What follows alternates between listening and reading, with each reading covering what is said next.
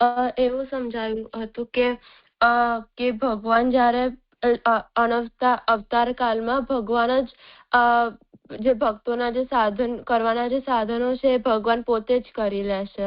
તો એનો મતલબ જોયો હતો કે પ્રમેય બલ એટલે જે પોટેન્શિયલ કે સામર્થ્ય જેનાથી ભગવાન જે ઈચ્છે તે કરી શકે. તો ભગવાનના ઉપર કશા નિયમો નથી લાગુ પડતા. ભગવાન જે ઈચ્છે છે એવું જ કરી શકે, એવું જ કરે છે. તો જ્યારે ભક્તિ કરવાના સાધન ભગવાન પોતે કરી લેતા હોય છે તો એનો મતલબ કે ભગવાન પોતાના ભક્તનું નામ લઈને એમને પોતાની તરફ એમને ખેંચે છે.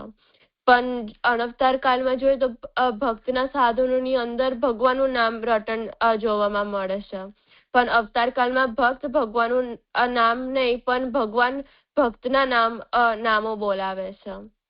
એટલે જેવી રીતે ભગવાન પ્રગટ થઈને યશોદાજીને મામા અને નંદરાયજીને બાબા કરીને બોલાવતા અને ગોવાળીઓને પણ નામથી બોલાવતા જ્યારે ભગવાન એમની સાથે ખેલતા, તો એમ આપણે તો ભગવાન નામ ભગવાનનું નામ બોલીએ છીએ તો એવી જ અમે જે રીતે ભગવાનનું નામ બોલીએ છીએ તો એવી જ રીતે ભગવાન પણ અવતાર કાળમાં જેમના ઉપર કૃપા કરવા ઈચ્છે છે તો એમનું નામ બોલાવતા.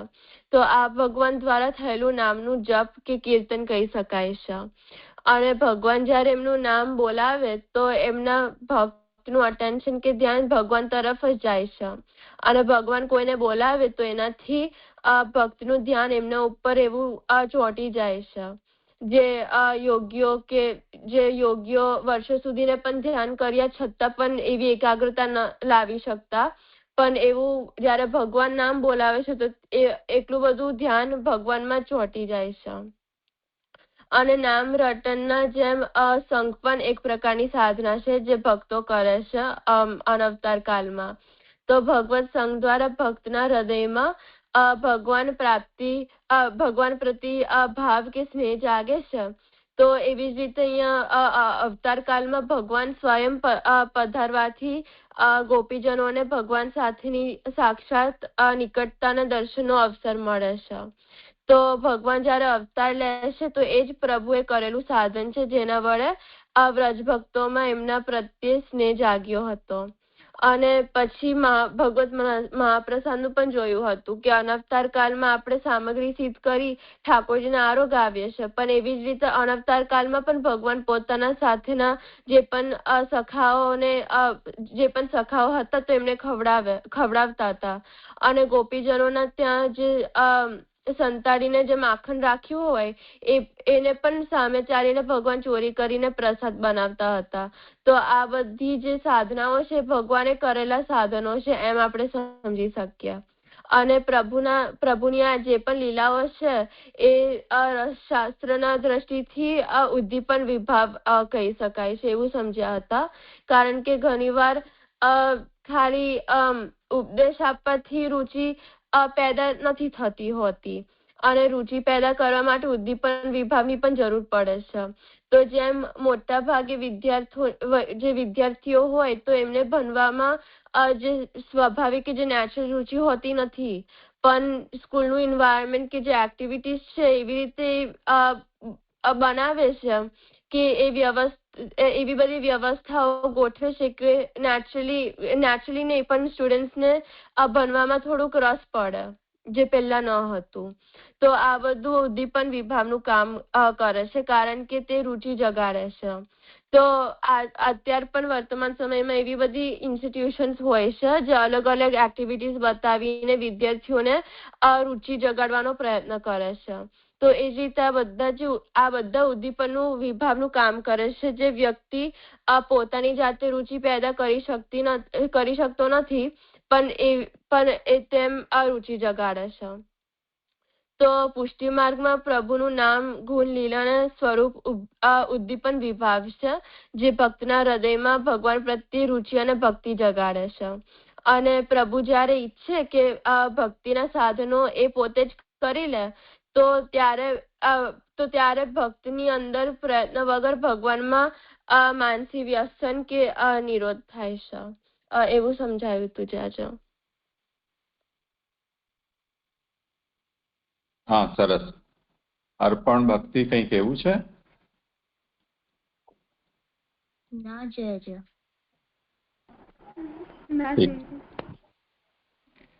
સારું, તો કરો આગળ. જય મને પ્રશ્ન હતા થોડા. હા બોલ. તો અહીંયા કહ્યું હતું કે ભગવાન એક કૃપા, જો ભગવાનની કૃપા એમને એમ નથી થતી હોતી, આપને પણ પોતાના તરફથી પ્રયત્ન કરવા પડે છે, સાધન કરવા પડે છે, પછી તો ત્યારે ભગવાન કૃપા કરે. તો મને કૃપા અને પ્રયત્ન વચ્ચેની ફાઇન લાઈન શું છે? પહેલા કૃપા આવે પછી પ્રયત્ન, કે પહેલા પ્રયત્ન કરવા પડે પછી કૃપા ભગવાન કરે? કારણ કે સમટાઈમ્સ પ્રયત્ન કરવા માટે પણ કૃપાની જરૂર હોય છે. એટલે મને જે ફાઇન લાઈન છે નથી ખબર કે પહેલા શું આવે પછી શું આવે. ભક્તિ, તને શું લાગે છે? મને એવું લાગે છે કે આપણે પેલા એટલે પ્રયત્ન એટલે કે અહીંયા સેવાના એટલે અહીંયા પુષ્ટિ માર્ગના રિલેટેડ જ પ્રયત્નની વાત થાય છે એવું મને લાગે છે. તો અહીંયા જે પુષ્ટિ માર્ગમાં પેલા તો રુચિ પેદા કરવા માટે એમાં ભક્તિભાવ દ્રઢ હોવું જોઈએ. તો ભક્તિભાવ દ્રઢ કરવા માટે પ્રભુએ જેને વરણ કર્યું હોય તે જરૂરી છે. તો વરણ પ્રભુ કૃપાથી જ કરતા હોય છે. એટલે એને આપણે ઈ જે કૃપા ફળ છે ઈ એને જ્યારે ફળ જ્યારે એને ભોગવશે ત્યારે જીવને ખબર પડશે કે એના પર કૃપા થઈ છે. પણ કૃપા તો પહેલાથી જ થઈ ગઈ છે જ્યારે પ્રભુ એનામાં બીજભાવ દ્રઢ કરી છે. પણ હા, એને એટલે આપણે જેમ કંઈક એક્ઝામ્પલ આપ્યું હતું ને પહેલા કે ખાનદાની વારસો એવું એક એક્ઝામ્પલ આપ્યું હતું આપણે કે જેના અંદર જે મોટા હોય ઘરના, તો એ પોતાના જે સંતાન હોય એના માટે ભાગ પાડીને જાય. પછી જ્યારે એ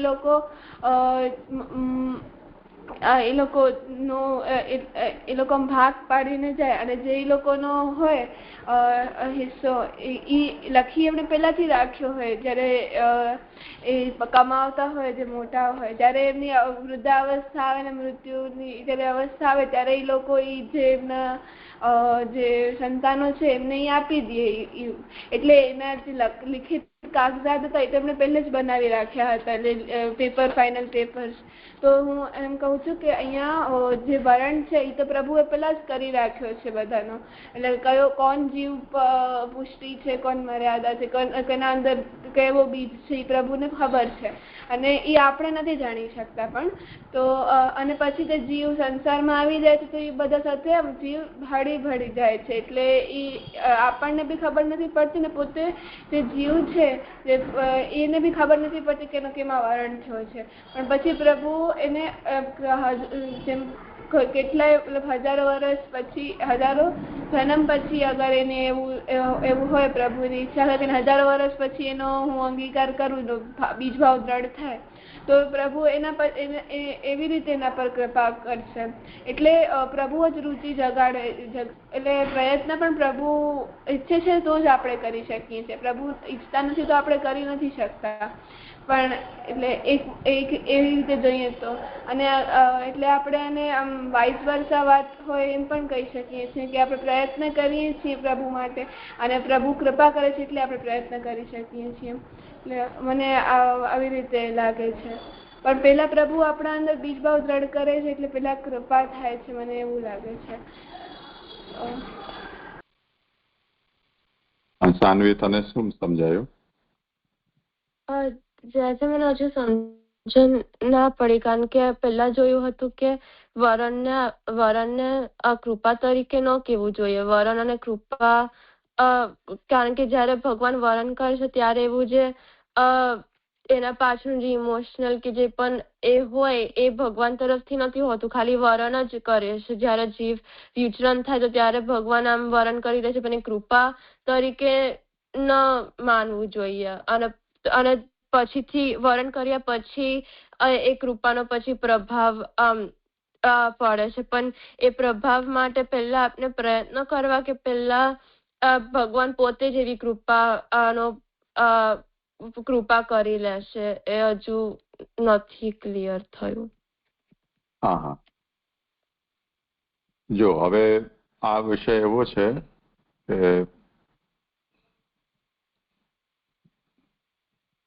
કૃપા કોને માનવી અને ક્યારથી માનવી,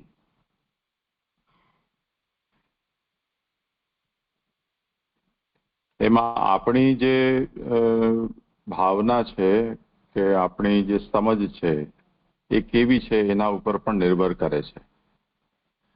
દાખલા તરીકે જેને પોતાના પૂર્વજન્મનું અનુસંધાન છે કે હું મારા પૂર્વજન્મમાં કોઈ પક્ષી હતો યા કોઈ કીડો હતો કે કોઈ જલચર હતો અને પછી કોઈક એને મનુષ્ય જન્મ પ્રાપ્ત થયું અને મનુષ્ય જન્મમાં એને પોતાના પૂર્વજન્મનું અનુસંધાન થયું તો એને એમ કહેશે કે મનુષ્ય જન્મ એ મારો પ્રભુની કેવી મોટી કૃપા થઈ કે મને મનુષ્ય જન્મ પ્રાપ્ત થયો. મનુષ્ય જન્મના પહેલા યદી એ હાથી, ગેંડા કે એ જાતનો કોઈ વાઇલ્ડ એનિમલ અને એ પણ બહુ સ્ટ્રોંગ હોય એવું, તો મનુષ્ય જન્મની તુલનામાં એ જન્મ જે છે એ ઉત્તમ નથી, પરંતુ જો ક્ષુદ્ર જંતુ એટલે કે હરણ કે સસલા કે એ જાતનો કોઈ એને જન્મ થયો હોત વન્ય પશુના રૂપમાં જ, તો એ બહુ જ સોફ્ટ ટાર્ગેટ બની શક્યો હોત કોઈ પણ હિંસક પ્રાણીનો અને પોતાનું પૂરું જીવન ન જીવી શક્યો હોત. તો જે વન્ય પ્રાણીઓ છે એમાં સસલો કે હરણ છે એ જેવી રીતે કોઈ નાનું પણ હિંસક પશુ આવી જાય તો ડરીને ભાગે અને એના સ્થાને હિપ્પો છે કે ગેંડા છે કે હાથી છે એ નિર્ભય થઈને એને ત્યાં રહે. તો હરણ સસલા એમ વિચારે કે કાશ અમને હાથી, ગેંડા કે હિપ્પો જેવું જન્મ પ્રાપ્ત થયો હોત તો કેટલું સારું થતું. આ લોકો ઉપર ઠાકોરજીની કેટલી કૃપા છે.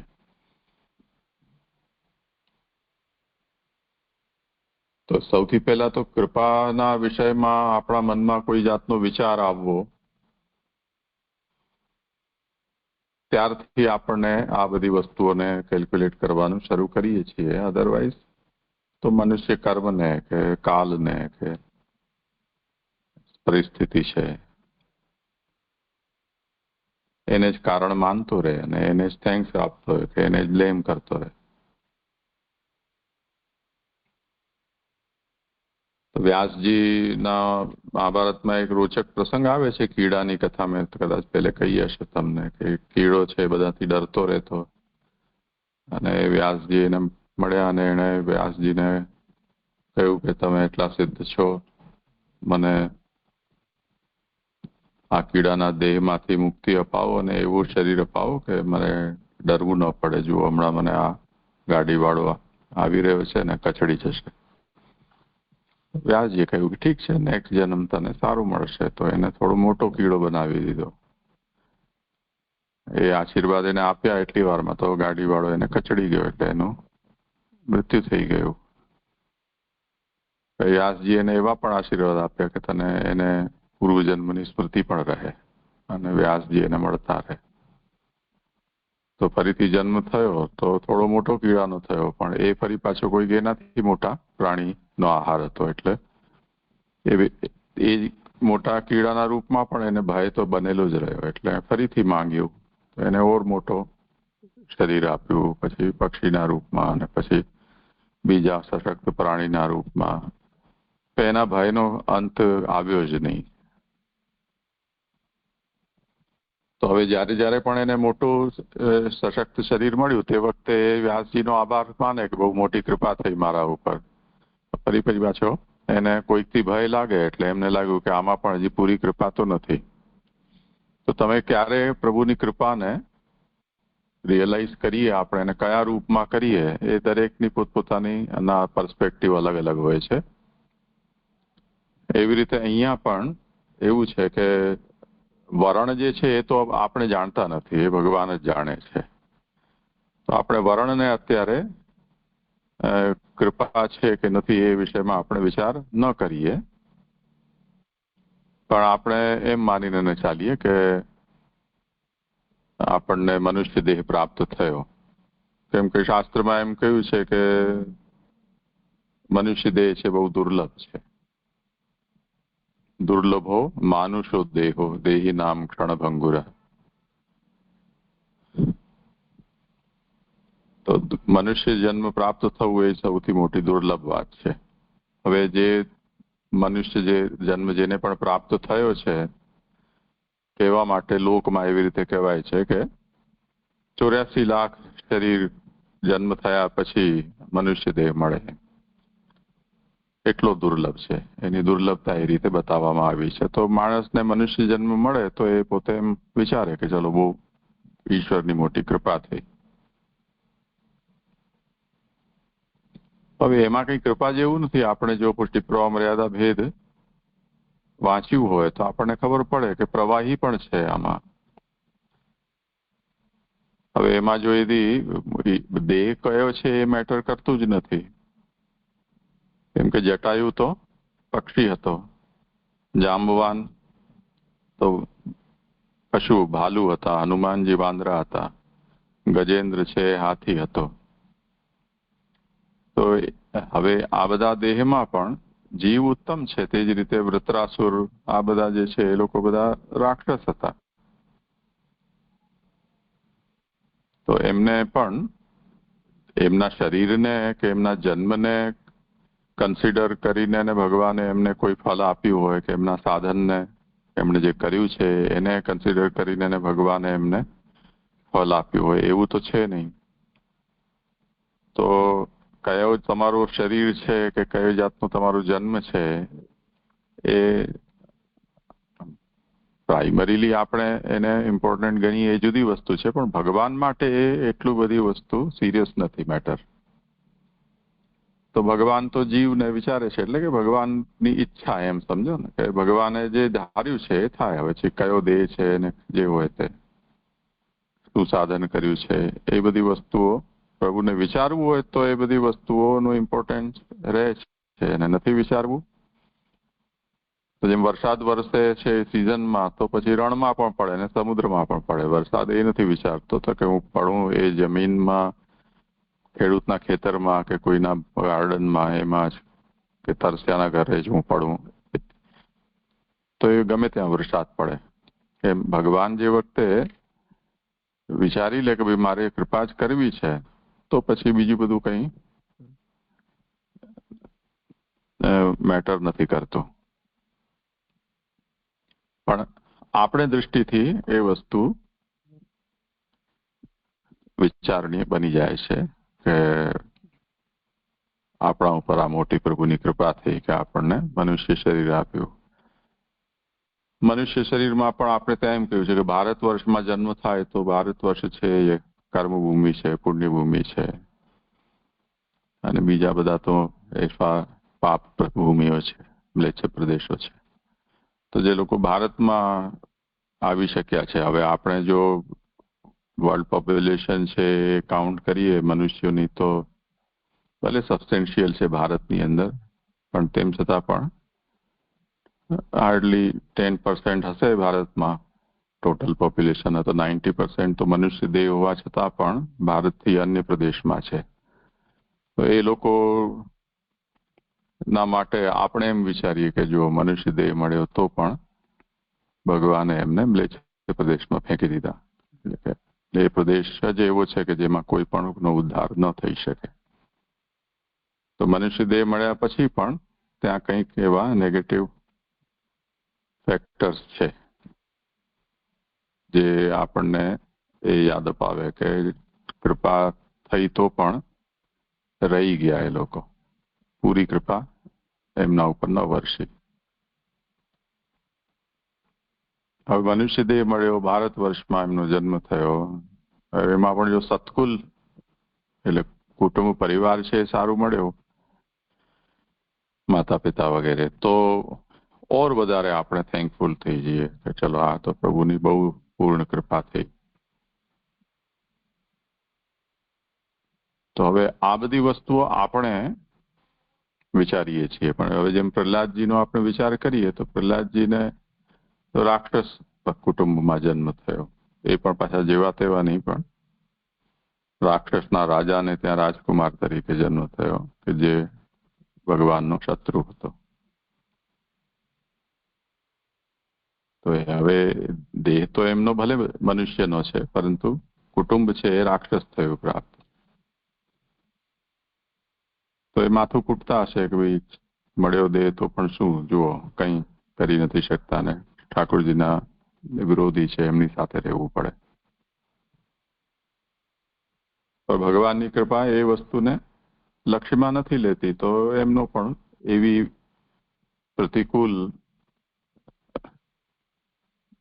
વાતાવરણ કે પરિવાર છે, સરાઉન્ડિંગ છે, એમાં પણ એમનો ઉદ્ધાર પ્રભુએ કર્યો. તો હવે ઓર વધારે પ્રભુની કૃપા માની કે આ વિરુદ્ધ હોવા છતાં પણ ભગવાને એમને કૃપા યોગ્ય માન્યા.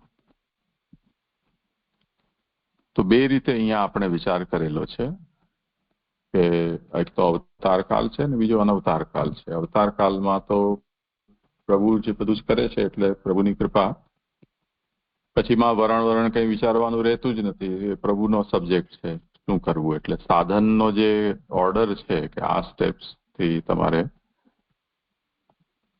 પોતાનો ઉદ્ધાર કરવો, એ સ્ટેપ્સ પછી હવે કોઈ રીતે પણ ગણકારવાના નથી.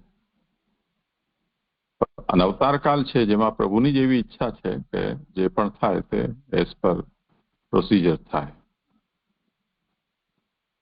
તો એમાં સૌથી પહેલા જે તે વાત કહી તે પ્રમાણે વરણ છે એ ડિસિઝિવ ફેક્ટર છે. એટલે જો વરણ છે તો બીજું બધું કંઈ પણ લેખે લાગે, અને જો વરણ નથી તો ગમે તેટલું કર્યું કંઈ પણ ફલ પેદા નહીં કરી શકે. હવે એ વરણ છે એને કૃપા માનવી કે ન માનવી એ એક જુદો વિષય છે. એને માની પણ શકાય અને ન પણ માનો તો પણ ચાલે. એ એટલા માટે કે વરણ હોવાથી વગર કંઈ કરે જો તમને ફલની પ્રાપ્તિ થઈ જતી હોય, એટલે ભગવત પ્રાપ્તિ થઈ જતી હોય, તો ચલો વરણને આપણે કૃપા માનીએ. પણ વરણ જે છે એ પોતે એટલું સ્વતંત્ર રીતે ફલ અપાવનારું ન હોય તો પછી એને આપણે કૃપા ન કહીએ. અને એ પણ પાછું સૃષ્ટિના આરંભમાં થયેલું વરણ છે. તો એ તો દરેકની સાથે આપણું પણ થઈ ગયું. એટલે જે વસ્તુ આપણા મતલબ સ્વરૂપમાં જ વણાયેલી છે એના અંદર પછી કૃપાની ફિલિંગ આવવી થોડી મુશ્કેલ છે. દાખલા તરીકે આપણા માઇક્રોબાયોલોજી છે કે આપણું જેનેટિક સાયન્સ છે એ જે રીતે આપણને એમ કે છે કે આપણા જીન્સમાં, ડીએનએમાં બધા ટ્રેટ્સ આપણા પહેલેથી રજીસ્ટર્ડ થયેલા છે. તો જેટલી પોટેન્શિયાલિટી આપણી છે કે જેટલા પણ આપણા અવગુણો છે, લિમિટેશન છે કે રોગ છે, એ બધી જ વસ્તુઓ ન જાણે કેટલા આપણા પેઢી પૂર્વના, કદાચ આપણે જો ડાર્વિનના હિસાબે આપણે વાંદરા હોય તો તે વખતથી પણ જે પણ આપણા અંદર હતું એ બધું જ ડીએનએ ની અંદર છે. હવે આ વરણ જેવું થઈ ગયું.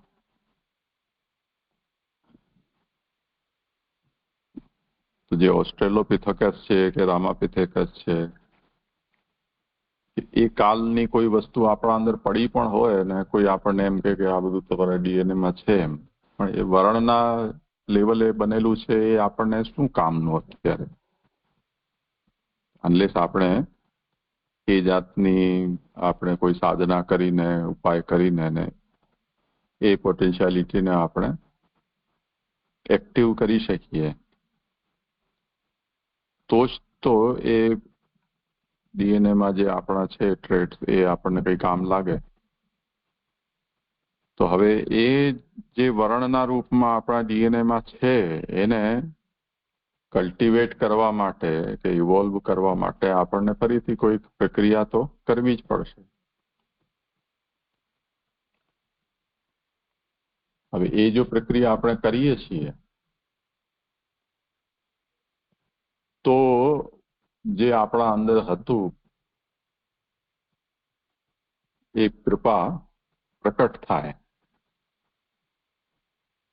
કૃપા તો છે, હવે જે દિવસે આપણે એને કોઈ એફર્ટ કરીને એને કલ્ટિવેટ કરીએ કે ઇવોલ્વ કરીએ ત્યારે એ પોતે પ્રભાવી બને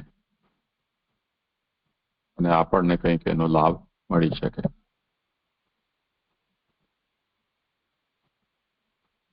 તો વરણ જો પોતે આમ લેટેન્ટ મોડમાં છે, ઇનેક્ટિવ મોડમાં છે કે મ્યુટેડ છે, તો એ વરણ કૃપારૂપ નથી. પણ પ્રભુએ આપણને તો નથી ખબર કે આપણને કયા જન્મમાં પ્રભુ એ વર્ણને પ્રમાણે આગળ વધારશે, ધક્કો લગાવશે. અચાનક જ જો આપણને એમ લાગે કે આપણે આમ કોઈ એલિવેટરમાં બેસી ગયા છીએ અને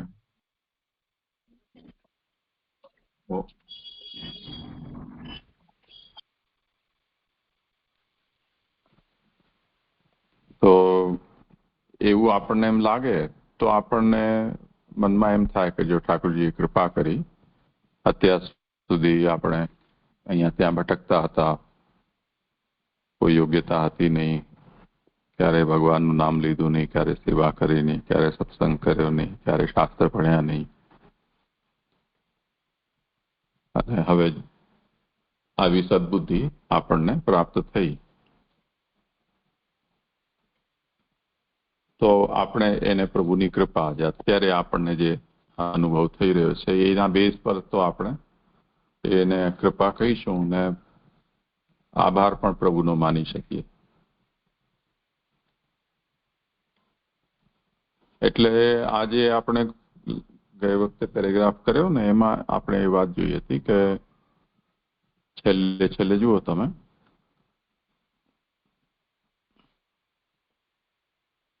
કે કૃપાથી જ બધું થતું હોવા છતાં ભક્તો ઉપર થયેલી ભગવાનની કૃપાને આચાર્ય શરણોક્ત સાધનો વડે ખીલવવા વિકસાવવાનો જો પ્રયત્ન કરવામાં ના આવે તો એ કૃપા ખેતરમાં રોપેલા પરંતુ પાણી, ખાતર, પ્રકાશ વગેરેનું પોષણ આપ્યા વિનાના જમીનમાં ધરબાયેલા બીજની માફક નિષ્ક્રિય રહે છે. તો વરણ છે, પણ વરણ પ્રભુએ એમ ધાર્યું છે કે આ મારું વરણ ત્યારે ઇફેક્ટિવ થાય કે જ્યારે તમે એના માટેના એફર્ટ કરો. તો એફર્ટ કરવાનું જો જીવાત્મા ઉપર પ્રભુએ જવાબદારી નાખી હોય અને જીવાત્મા ન કરે તો એ વરણ કૃપારૂપ વરણ બનતું નથી. એ ભક્તિએ જે ઉદાહરણ આપ્યું કે બાપદાદા આપણા વિલ કરીને એને મૂકી રાખ્યું છે, પણ ઇફેક્ટિવ ત્યારે થશે કે જ્યારે બાપદાદાની ગેરહાજરી હશે અથવા સર્ટન ડેટ એમ લોકોએ ફિક્સ કરી હોય ત્યારે. જેમ વરસાદ આવે એના પહેલા જો તમે તમારું ખેતરવાડી તૈયાર ન કર્યું હોય તો વરસાદ આવીને એને જતો રહે, વેસ્ટ થઈ જાય તમારું આખું વર્ષ. તમે કંઈ પણ કલ્ટિવેશન તમે કરી ન શકો. તો એના માટે પ્રિપેરેશન કરવી પડે ને આખો વર્ષ. એવી રીતે વરણ છે, પરંતુ એ વરણને ફરીથી સક્રિય કરવા માટે કે એનો લાભ લેવા માટે તૈયારી કરવી પડે. એટલે અનવતાર કાળમાં આથી ભગવાનની કૃપાને ભક્તિ માર્ગી સાધનો વડે વિકસાવવાનો પ્રયત્ન તો ભક્તે કરવાનો જ હોય છે. અત્યારે અનવતાર કાળ છે, હવે પ્રભુની કૃપા આપણા ઉપર હોય પણ ખરી વર્ણના રૂપમાં, હવે જો આપણને એના માટે કૃપા શબ્દ વાપરવો હોય તો વર્ણરૂપ કૃપા એમ આપણે કહીએ, જીવ વર્ણરૂપ કૃપા. હવે દરેકને આપણને કૃપા જ માનવી છે, એ જ શબ્દ વાપરવો છે, તો પછી એના આગળ કે પાછળ કંઈક જોડવું પડશે કે વર્ણરૂપ કૃપા, પછી એટલે જીવ વર્ણરૂપ કૃપા, તે પછી જન્મ વર્ણરૂપ કૃપા. એટલે આ જન્મમાં પ્રભુ આપણને વિચાર્યું કે ચલો એમને કંઈક આપણને આગળ એક્સેલરેટ કરીશું. પછી સાધન વર્ણરૂપ કૃપા, એટલે એ જન્મમાં પ્રભુ આપણને સાધન ઉપલબ્ધ કરાવે, સત્સંગ ઉપલબ્ધ કરાવે, ગુરુ ઉપલબ્ધ કરાવે.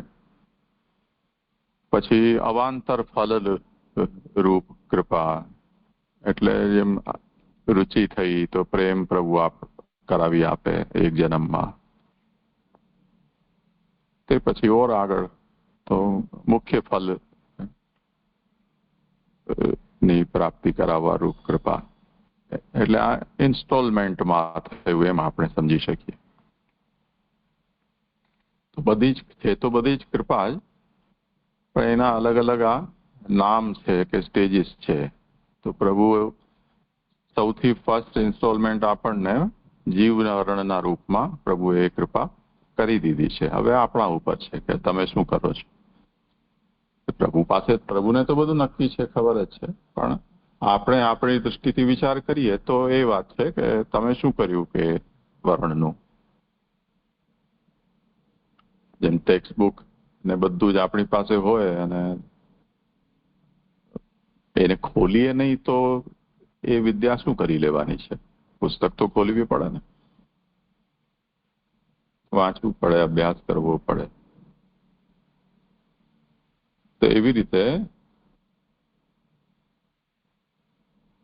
પ્રભુની કૃપા છે એ અંશતઃ વર્ણના રૂપમાં આપણને પ્રાપ્ત થયેલી છે. અંશતઃ પછી પ્રભુ જ્યારે આપણનું જન્મ વર્ણ કરશે ત્યારે મળશે. અંશતઃ પ્રભુ ફરીથી સાધન આપણને ઉપલબ્ધ કરાવશે ત્યારે મળશે. વાર્તા સાહિત્યમાં એના ઉદાહરણ આપણને મળી શકે સંભલવારા વગેરેના પ્રસંગમાં, કે આ પત્ર જે વાંચી લે એ તમારા ગુરુ થશે એમ કરીને એને કર્યું. ગુલામિષ્ઠને કહ્યું, એવી રીતે ઠાકોરજીએ મહાપ્રભુજીને મેળવી આપ્યા. તો એ બધા ઇન્સ્ટોલમેન્ટ એના આપણને ત્યાં જોવા મળે છે. એવી રીતે આને સમજવું જોઈએ. ખ્યાલમાં આવ્યું?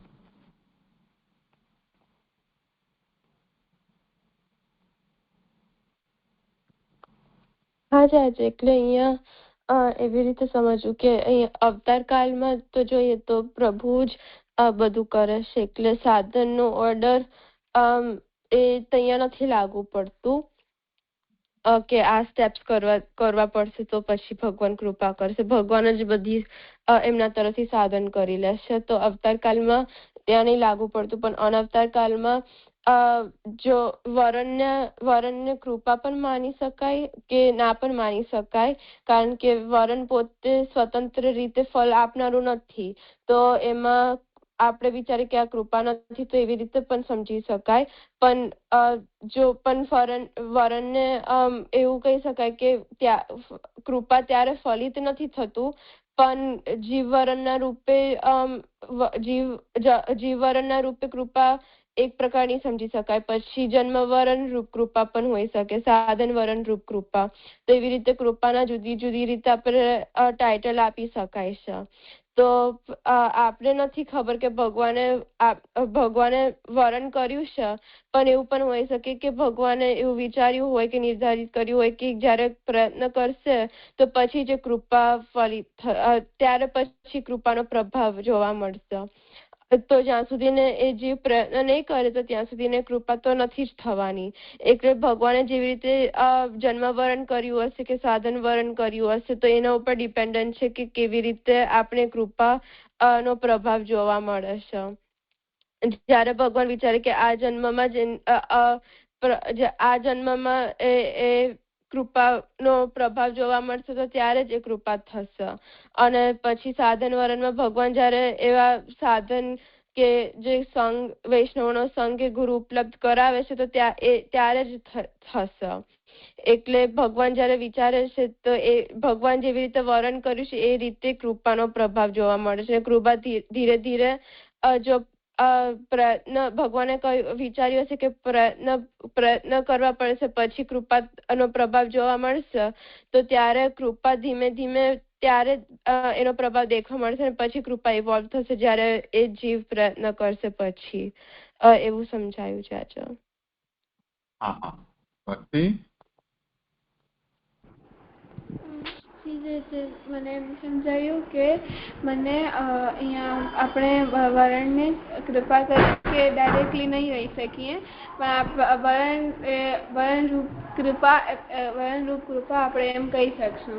તો એટલે પ્રભુએ આપણું વરણ કર્યો હોય પણ જ્યાં સુધી આપણે એના પ્રત્યે પ્રયત્ન નહીં કરીએ ત્યાં સુધી આપણને તેનો ફલ નહીં મળે. એટલે અવતાર કાળમાં તો પ્રભુ એમના સન્મુખ જ હતા, તો પ્રભુ પોતે જ ભક્તોના સાધન કરતા એ આપે સમજાવ્યું હતું કે જેમ આપણે જે સાધન કરવાના હોય તે પ્રભુ કરે છે.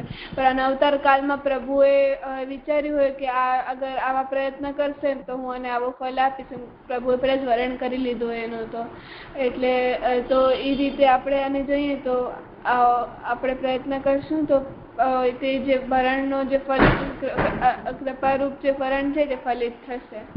તો આ રીતે સમજાય. હા સરસ. જે મને આમાં એવી સમજણ પડી હતી કે આપણે અવતાર કાળમાં તો ભગવાન બધું કરે છે, તો વરણનું બહુ તેની ઇમ્પોર્ટન્સ નથી, પણ અનવતાર કાળમાં તો આ બધું વરણ જે છે ડિઝીઝ વાળું ફેક્ટર છે, એટલે વરણ હોય તો બધું એના ઉપર ડિપેન્ડન્ટ હોય છે. તો એ જે હમણાં જે વરણ પહેલાથી વરણ કરેલું છે, તો એ વરણ આમના જીવની અંદર કૃપા રૂપે છે, પણ એને ઇવોલ્વ કરવા માટે, એને વિકસાવવા માટે આપણે જે કર્તવ્ય આપણે કરવું પડે કૃપાને પ્રગટ કરવા માટે. અને જો આપણે એટલે અનવતાર કાળમાં કૃપાને વિકસાવવા માટે ભક્તિના સાધનો કરવા પડશે ભક્તને. જો એ ના કરે તો જો એ કર્તવ્ય ના કરે તો એ વરણ કૃપાના રૂપે નહીં બને. તો વરણ પહેલાથી વરણ કરેલું છે ભગવાને કે આ જીવ આવો હશે, પણ જે એ કૃપાને એ ઇવોલ્વ કરવા માટે એને કર્તવ્ય તો કરવા જ પડશે. મને એવી સમજણ પડી હતી. હા સરસ, સારું.